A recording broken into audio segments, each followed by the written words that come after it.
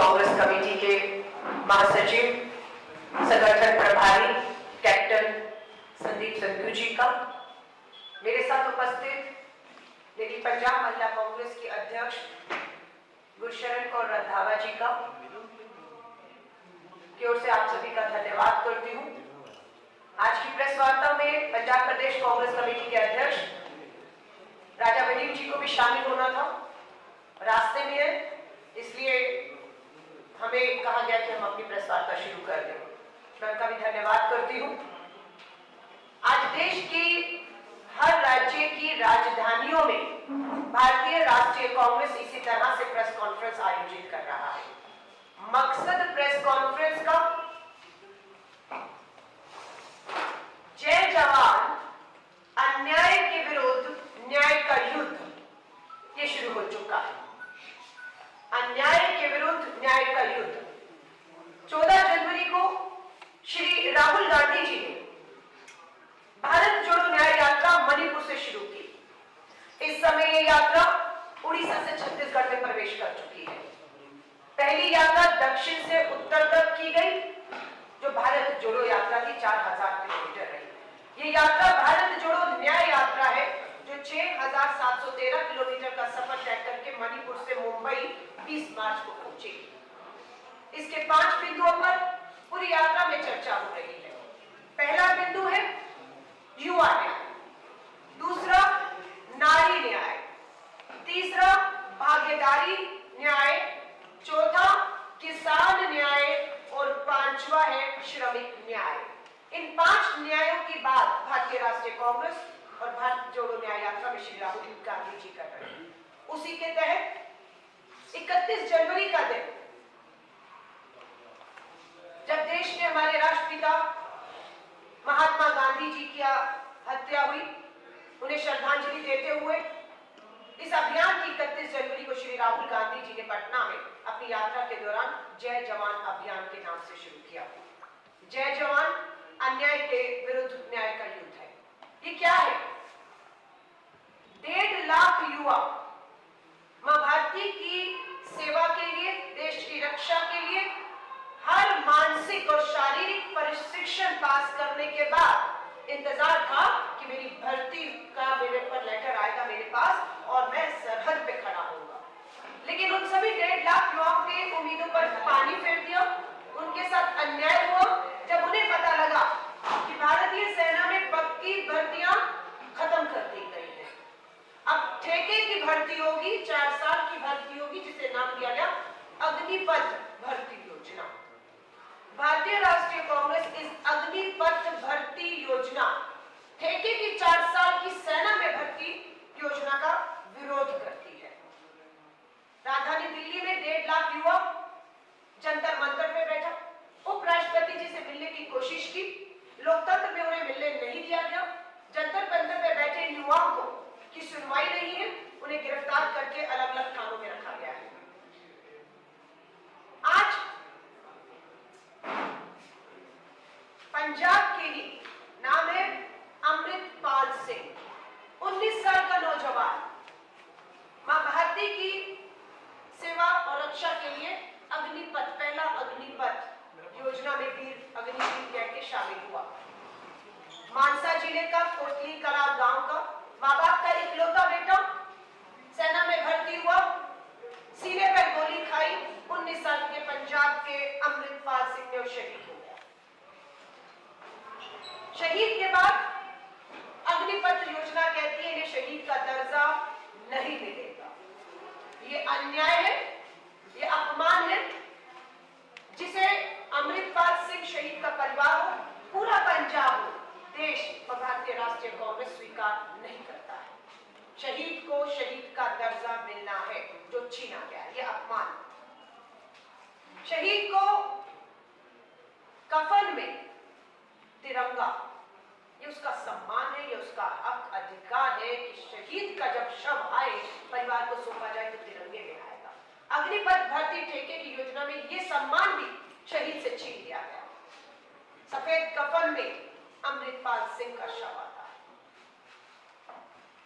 ये अन्याय है, ये हम नहीं होने देंगे।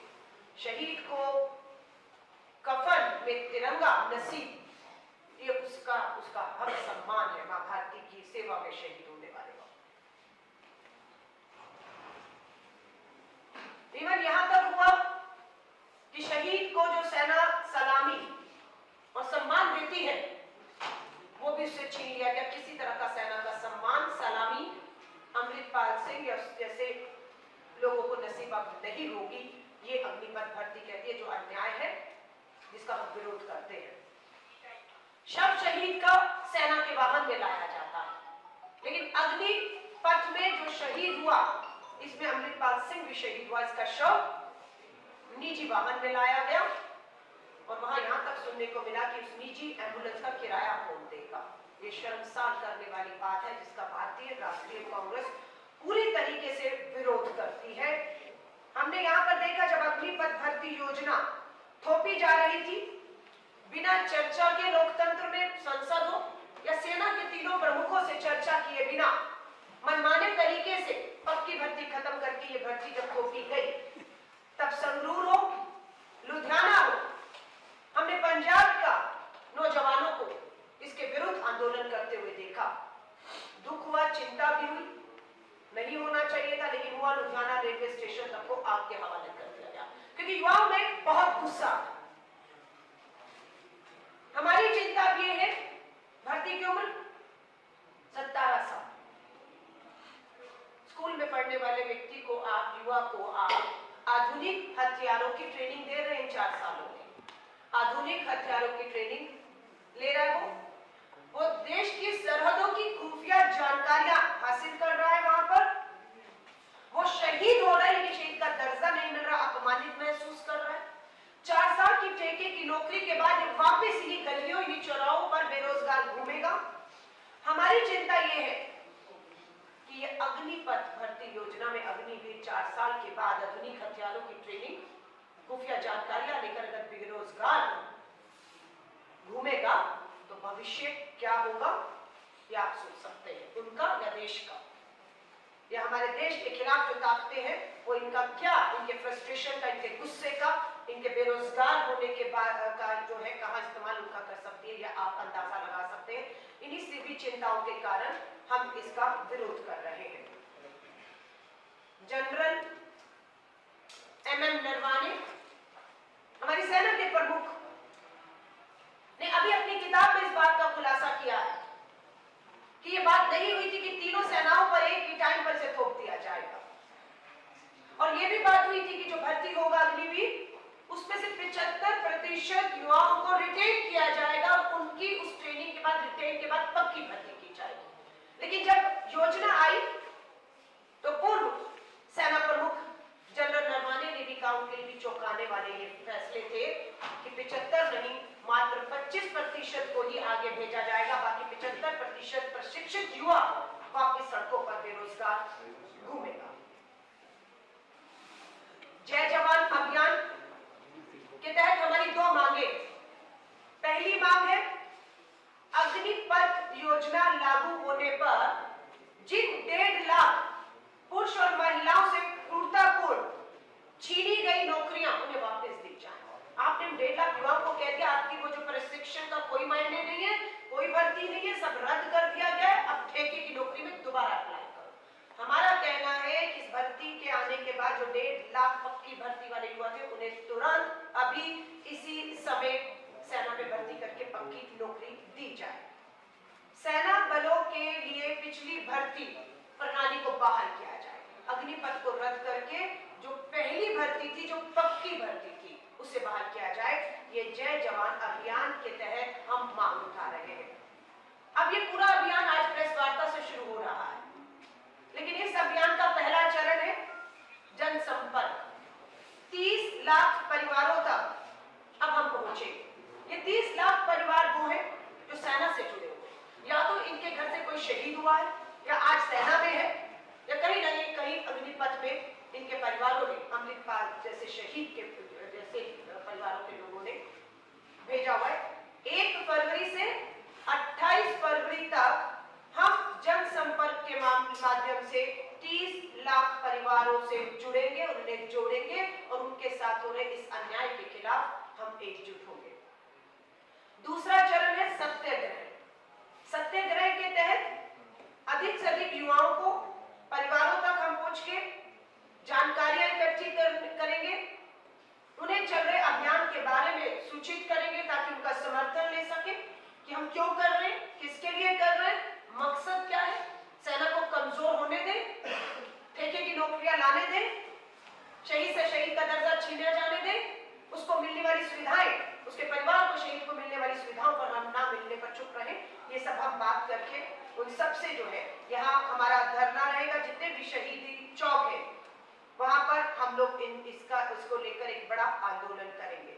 तीसरा चरण रहेगा, ये चरण जो है सत्याग्रह 5 मार्च से 10 मार्च रहेगा। ये 5 मार्च का दिन है जब राष्ट्रपिता महात्मा गांधी जी ने अंग्रेजी तानाशाह हुकूमत के खिलाफ नमक आंदोलन का या दांडी मार्च की शुरुआत की थी। इसीलिए हमने दूसरा चरण 5 मार्च से 10 मार्च चुना है, सत्याग्रह। तीसरा चरण है न्याय यात्रा।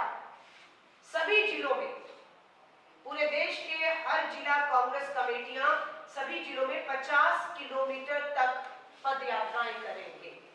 ये यात्राएं 17 मार्च से 20 मार्च तक देश के हर जिले में ये होगी। इस यात्राओं के दौरान हम न्याय योद्धा, जो युवा सेना में जाना चाहता है, अन्याय हुआ है, भर्ती नहीं हो रही, आगे भी उनसे धोखा है, इन्हें हम न्याय योद्धा के तौर पर रजिस्टर करेंगे। उसके लिए हम एक मिस कॉल नंबर पूरे देश में जारी किया है। एक ही नंबर है, जो युवा है, जो बेरोजगार है, जो सेना में जाने का सपना लिए बैठा है, उनके लिए एक नंबर है 9999812024। मैं दोबारा इस नंबर को दोहरा रही हूं, 4 बार 9 812024। ये नंबर पर सिर्फ मिस कॉल देते ही देश के लाखों करोड़ों युवा हमारे साथ जुड़ेंगे और वो हमारे न्याय योद्धा होंगे, जिसे इस पूरी लड़ाई में हम अपने साथ शामिल करेंगे। जय जवान अभियान यह भी उजागर करेगा कि अग्निपथ अभियान ने हमारे युवाओं की आकांक्षाओं को कैसे कुचला। पहले वाली भर्ती और अब वाली ठेके वाली भर्ती में क्या अंतर है? अंतर यह है, नियमित सैनिक को 45,000 रुपए तनख्वाह मिलता था। अग्निपथ काम वही है, सरहदों पर खड़ा है, देश की रक्षा के लिए शहीद हो रहा है, लेकिन उसका वेतन आधा कर दिया गया 21,000 रुपए, जो पहले 45,000 था। इन युवाओं को कोई महंगाई भत्ता की सुविधा नहीं है, जिसका हम विरोध कर रहे हैं। शहीद से शहीद का दर्जा छीना गया है, जिसका हम विरोध कर रहे हैं। एक नियमित सेना के जवान को 15 साल तक पूरा वेतन मिलता है, 15 साल तक पूरा वेतन। उसके बाद उसकी पेंशन उसके जीवन काल तक रहती है, कि जब तक वो जवान रहेगा उसकी पेंशन उसे मिलेगी। लेकिन यहाँ अग्निपथ में यह कहा गया है कि आप सिर्फ 4 साल की ठेके की नौकरी करेंगे, 15 साल की नौकरी नहीं करेंगे, और आपको 15 साल तक पूरा वेतन नहीं, सिर्फ 21,000 दिया जाएगा। उसके बाद आप जब 4 साल बाद रिटायर हो जाएंगे, आपकी कोई पेंशन नहीं होगी और आपको कुछ जो आर्थिक मदद तब तक दी जाएगी जब तक आपका बुजुर्ग पिता आपको नहीं मिलेगी, जो दूसरी पक्की भर्ती में सेना के जवान को उसके जीवन काल तक मिलती है। अग्निपथ में चयनित युवा किसी भी प्रकार की चिकित्सा एवं अन्य सुविधाओं का लाभ नहीं मिलेगा। सेना का जवान है, घायल है, जिंदगी भर उसको इलाज चाहिए, उसके परिवार, बूढ़े माँ बाप जो उनको छोड़कर जिनके लिए वो सरहद पे खड़ा था। अग्निपथ कहता है भर्ती योजना की चिकित्सा और किसी तरह की कोई सुविधा इन्हें नहीं दी जाएगी, जिसका हम विरोध कर रहे हैं। आम सैनिक की शहादत पर दिए जाने वाले 75 लाख रुपए तक का इंश्योरेंस मिलता है। अगर आम सैनिक शहीद होता है तो इंश्योरेंस है 75 लाख जो उसके परिवार को मिलता है, लेकिन अग्निपथ भर्ती योजना में किसी तरह का कोई इंश्योरेंस नहीं है। 55 लाख रुपए एक्स ग्रेशिया अमाउंट जितनी राशि मिलती है, यानी कि आपने अपनी पूरी सेना के दौरान अपनी तनख्वाह में से जो सबका 55 लाख रुपया अतिरिक्त मिलता है, लेकिन यहाँ पर वो भी नहीं है। मेडिकल फैसिलिटी मिलती है उसे, उसके परिवार को जो पक्की भर्ती में था, लेकिन अग्निपथ में आपको किसी तरह की कोई मेडिकल फैसिलिटी नहीं मिलेगी। CSD फैसिलिटीज, आपकी सेना की कैंटीन है, रियायतों पर आपको वहां पर राशन और दूसरे सामग्रियां मिलती है, पर इन्हें वो भी अधिकार नहीं है। सभी तरह की मिलिट्री बेनिफिट जो सरकार कभी भी अनाउंस करती आई है समय समय पर, वो घोषणाएं होंगी, लेकिन जो है उनके लिए नई भर्ती नहीं हो रही, उन्हें नहीं मिलेगा। अब हमारी चिंता ये कि 4 साल बाद फिर बेरोजगारी का सामना इन्हें करना पड़ेगा। अग्निपथ में चयनित युवाओं को स्थायी नौकरी की गारंटी नहीं देता है अग्निपथ, जिसके कारण उन्हें असुरक्षित महसूस हो रहा है कि 4 साल बाद क्या होगा मेरा। पहले की नियुक्तियों को खारिज किया जा चुका है। अग्निपथ आने के बाद पूर्व की भर्ती प्रक्रिया से चयनित उम्मीदवारों को ज्वाइनिंग देने से मना कर दिया गया। जो 1.5 लाख जिनकी संख्या है, जो जंतर मंतर पे बैठेंगे पक्की भर्ती वाले, ये अग्निवीर में नहीं जाना चाहते अग्निपथ में, लेकिन आप उन्हें कहते हैं कि पक्की खत्म होगी, 1.5 लाख आपने जो कुछ भी किया अब इसमें आने आइए, नहीं तो घर जाइए। वो आज युवा ठंड में नग्न होकर सरकार का ध्यान आकर्षित करने के लिए जंतर मंतर पे प्रोटेस्ट कर रहा है, जिसमें पंजाब का भी सबसे अधिक हमारा युवा है। अग्निवीर को रिटायरमेंट के बाद ग्रेच्युटी, चिकित्सा सुविधा, पेंशन, कैंटीन, पूर्व सैनिक का दर्जा भी छीन लिया गया। पूर्व सैनिक और उनके बच्चों के लिए आरक्षित रिक्तियां सैनिक स्कूलों में, उनके बच्चों के लिए शिक्षा, रिजर्वेशन, कहीं पे भी, इवन आप ट्रेन में भी सफर करते हैं तो आरक्षित सीटें होती हैं सेना के पूर्व जवानों के लिए, सब खत्म कर दिया गया है।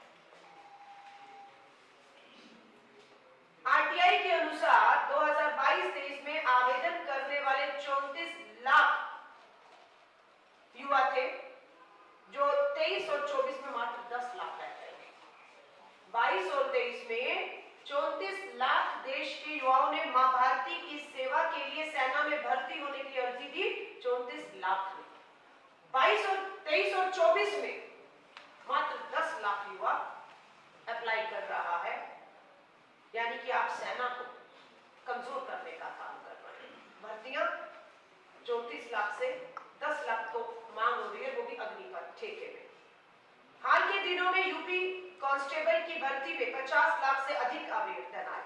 सिर्फ यूपी कांस्टेबल की भर्ती के फॉर्म निकले, 50 लाख युवाओं ने आवेदन किया, जिससे युवाओं को रोजगार के अवसरों की कमी का सामना करना पड़ रहा है।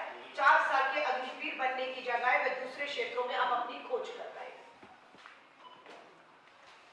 यह अकेले युवा नहीं है जिसके सपने मोदी सरकार ने चकनाचूर किए हैं।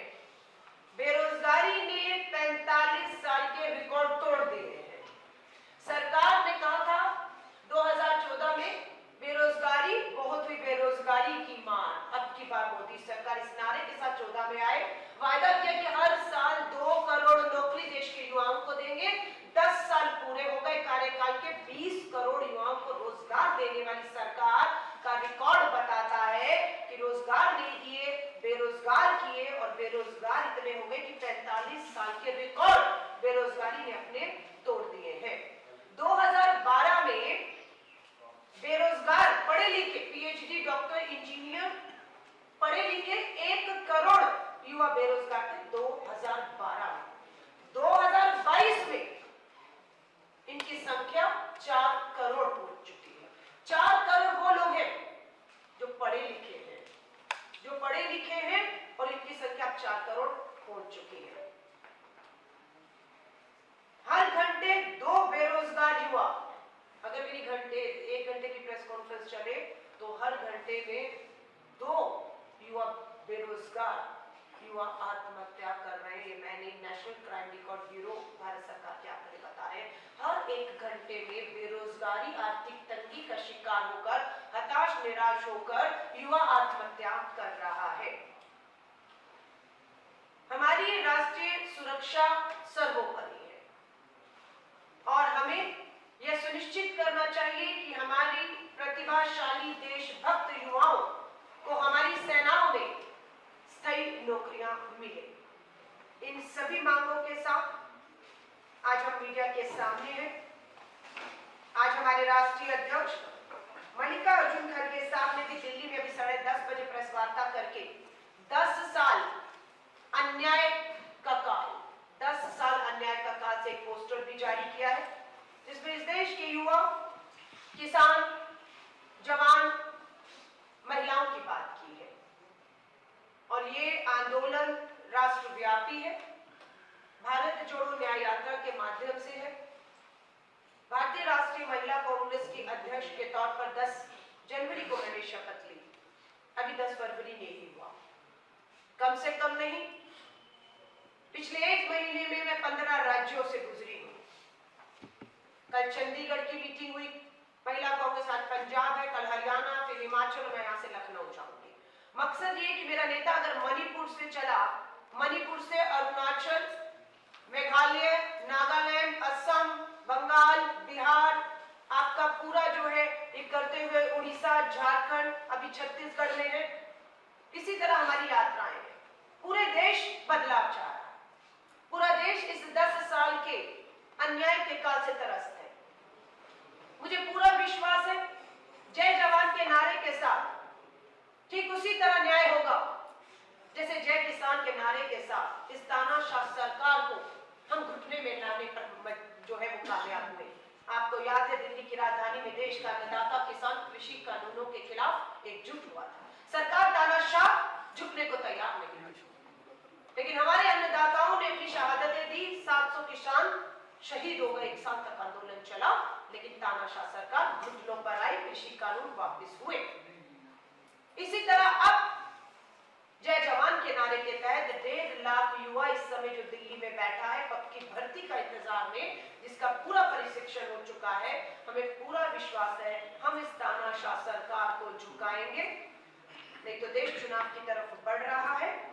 जवान हो, किसान हो, आधी आबादी हो, पूरे देश में एक माहौल बन चुका है।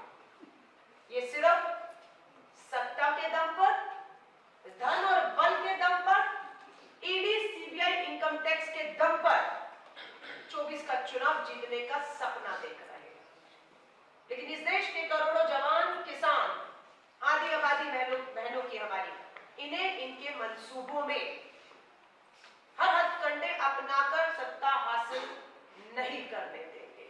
इसी को लेकर ये पूरा जय जवान जय किसान के नारे के साथ सत्याग्रह पूरे देश में आंदोलन शुरू हो चुका है। 20 मार्च को भारत जोड़ो न्याय यात्रा मुंबई पहुंचेगी और वहां पर इसका समापन होगा। लेकिन मुझे खुशी है इस बात की,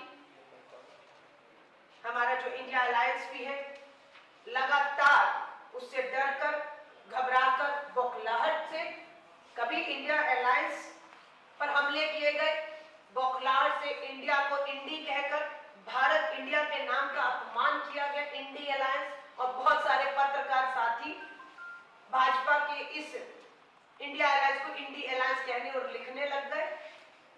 दिल्ली के मीडिया पर दबाव है, इसलिए वो सब किया उन्होंने, लेकिन ये इनकी बौखलाहट थी। इंडिया को घमंडिया कहने लग गए, घमंडिया अलायंस। नहीं कुछ हुआ, शिवसेना एनसीपी को दो फाड़ किया। नहीं कुछ हुआ तो झारखंड की चुनी हुई लोकतांत्रिक सरकार को गिराने का प्रयास हुआ, जिसे लोकतंत्र में हम बचाने में पूरी तरह कामयाब हुए। कुछ नहीं हुआ तो चंडीगढ़ के मेयर के चुनाव को किस तरीके से लोकतंत्र की सरेआम हत्या करते हुए हम सबने टीवी पे दर्ज होते हुए देखा।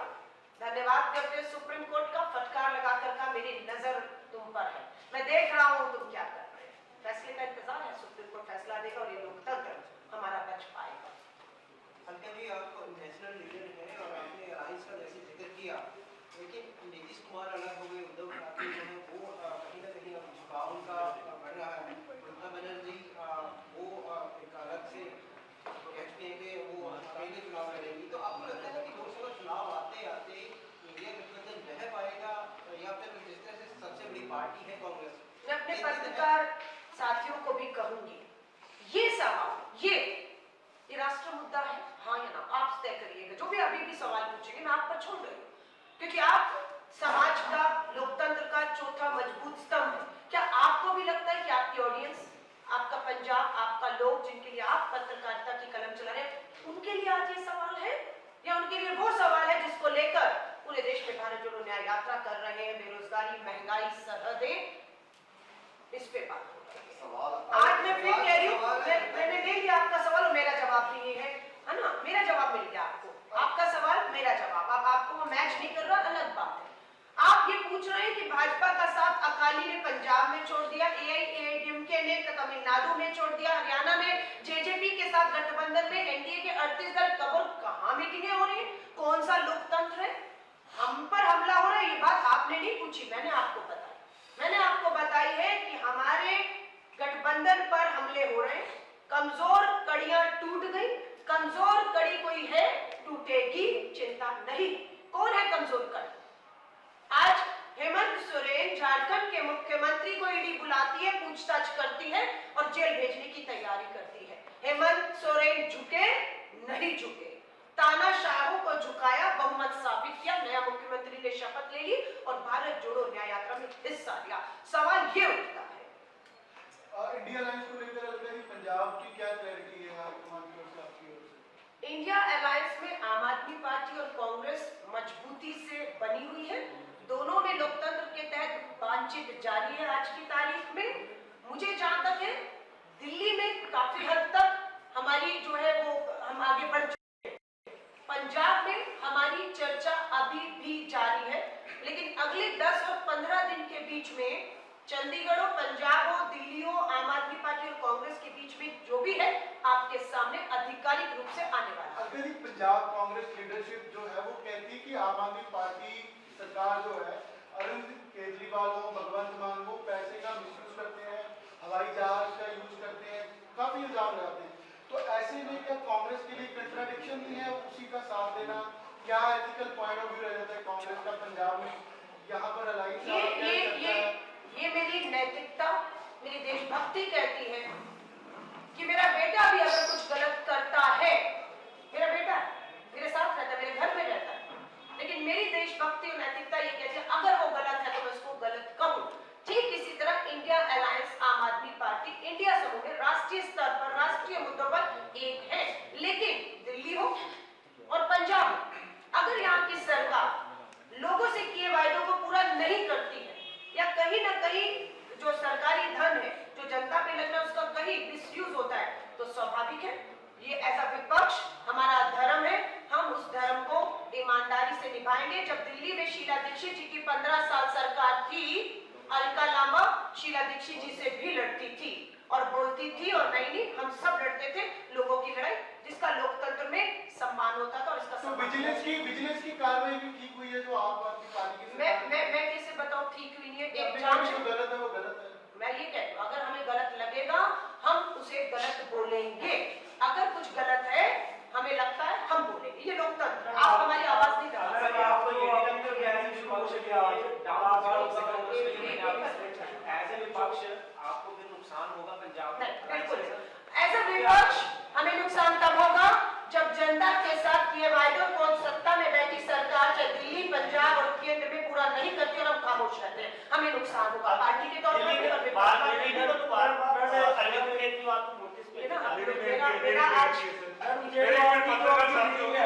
राजा प्रदीप जी कांग्रेस अध्यक्ष आपके बीच में आ रहे हैं, स्थानीय मुद्दों पर जो भी आपके सवाल है वो जवाब देंगे। आज पूरे देश में राष्ट्रीय प्रवक्ता देश भर में आज इस पे प्रेस कॉन्फ्रेंस इस पे जवाब दीजिए जो आपकी मीटिंग होने जा रही है उसमें क्या क्या मुद्दे जाने हैं, क्या कौन से लोग? धन्यवाद। आप हमारी आज की कार्यकारिणी की बात कर रहे हैं। देखिए ये मेरा पहला दौरा है राष्ट्रीय अध्यक्ष बनने के बाद। हमारी अध्यक्ष धावा जी आपके बीच में, अभी हमारी प्रदेश कार्यकारिणी शुरू हो रही है। हमारी महिला कांग्रेस की सभी जिला अध्यक्ष पहुंच चुकी है, प्रदेश कार्यकारिणी पहुंच चुकी है। 2-3 घंटे प्रदेश के जो है संगठन को लेकर चर्चा होगी, उसके बाद बहुत सी बहनें जो ब्लॉक स्तर पे काम कर रही हैं वो भी आई हुई हैं, उनको लेकर हम नारी न्याय सम्मेलन अब करेंगे बड़े हॉल में। और आज पूरा दिन चाहे रात तक मैं सिर्फ पंजाब कांग्रेस कमेटी के दफ्तर में बैठकर इस आधी आबादी को कितनी ताकत दे सकते हैं, संगठन में कहां हमें और मजबूत करना है, उन सब पर आज मैं चर्चा करके फिर हमारे जो प्रदेश अध्यक्ष हैं राजा जी से भी हम चर्चा करेंगे कि किस तरीके से ये फ्रंटल हमारा महिला संगठन हमारी मेन कांग्रेस को ताकत दे सकता है।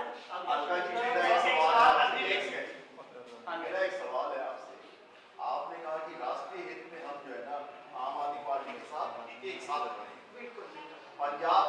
आप उसके विरोध में खड़े, पंजाब के हित में आप उसके विरोध में खड़े। आप जो वोटर है, जो मतदाता है, जो कॉमन जिसकी आप लड़ाई लड़ने की बात कर रही है, वो तो कंफ्यूज है कि आप किसके साथ खड़ी हैं। देखिए, माफी चाहूंगी, कंफ्यूज मेरे कुछ पत्रकार साथी हैं। नहीं, आप एक सेकंड, कंफ्यूजन क्लियर आपका करिए। ये आप कैसे कह सकती कंफ्यूज? आपको क्लियर करिए, आपका सवाल का जवाब। ये गलत वर्डिंग है, कंफ्यूज, ये गलत। अच्छा, आप निजी मत होइए। इन्होंने कहा हम और वो एक है। बिल्कुल, हम और वो राष्ट्रीय मुद्दों पर अग्निपथ भर्ती योजना देश में थोपने का काम कांग्रेस और आम आदमी ने नहीं किया, भाजपा ने किया। क्या हम एक है इस मुद्दे पर? हाँ, हम एक हैं। हम पूरे इंडिया अलायंस के आम आदमी कांग्रेस इस मुद्दे पर एक है। क्या हम किसानों के मुद्दे पर एक है कि एमएसपी पे कानून आना चाहिए, आय दुगनी होनी चाहिए, कर्ज माफ होनी चाहिए, आत्महत्या रुकनी चाहिए? हम एक हैं। क्या हम एक है कि देश में महंगाई है, बलात्कार है, हत्याएं हैं, ब्रजभूषण शरण हो, संदीप सिंह हो, कुलदीप सिंह सेंगर हो, उन्हें बचाने का काम केंद्र सरकार करे? क्या हम एक है? हाँ, हम एक हैं। राष्ट्रीय मुद्दों पर हम एक है इस देश के लिए। पंजाब की अगर बात आएगी तो बिल्कुल पंजाब में कांग्रेस विपक्ष की भूमिका और धर्म को विधानसभा के भीतर, विधानसभा के बाहर निभा रहा है। हम जनता में है, हमारा संगठन है। आज मेरी बहनें बताएंगी, ये वायदे किए थे, पूरे नहीं किए। स्वाभाविक है, अलकानामा भी यहाँ बैठकर विपक्ष का धर्म निभाएगी, सरकार को बताएगी कि आपने महिलाओं से ये वायदे किए थे, ये पूरे नहीं किए। पंजाब की धरती पर पंजाब की महिलाओं के लिए वादे को पूरा करने का काम आपका है भगवान मान जी, आपको करना होगा।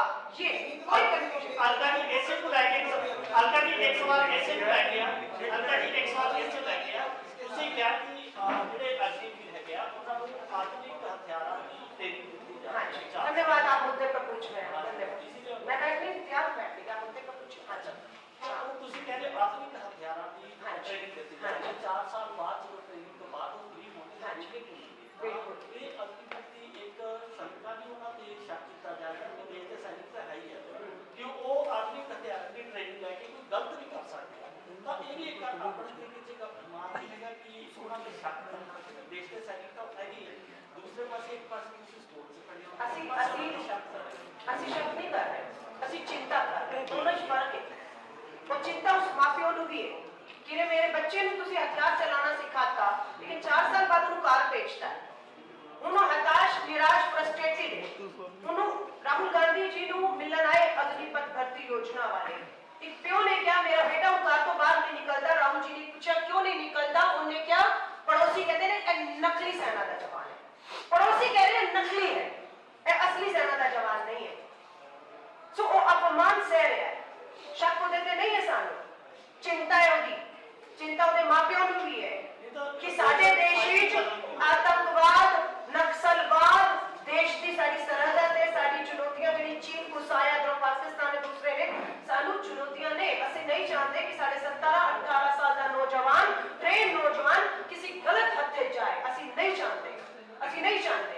ਅਸੀਂ ਤੁਸੀਂ ਕਹੋਗੇ कि मैं शक कर रही हूं पंजाब ਦਾ ਕਿੰਨਾ युवा नशे ਵਿੱਚ, ਕਿੰਨੀਆਂ ਤਸਵੀਰਾਂ ਆਉਂਦੀਆਂ ਨੇ, तो ਤੁਹਾਡਾ कहना है कि मैं उते शक कर रही हूं। शक नहीं करनी, सच्चाई है, स्वीकारो कि उत्ते शक नहीं है। वो नशे का शिकार होके जाना दे रहे, माँ-प्यो चिंता कर रहे।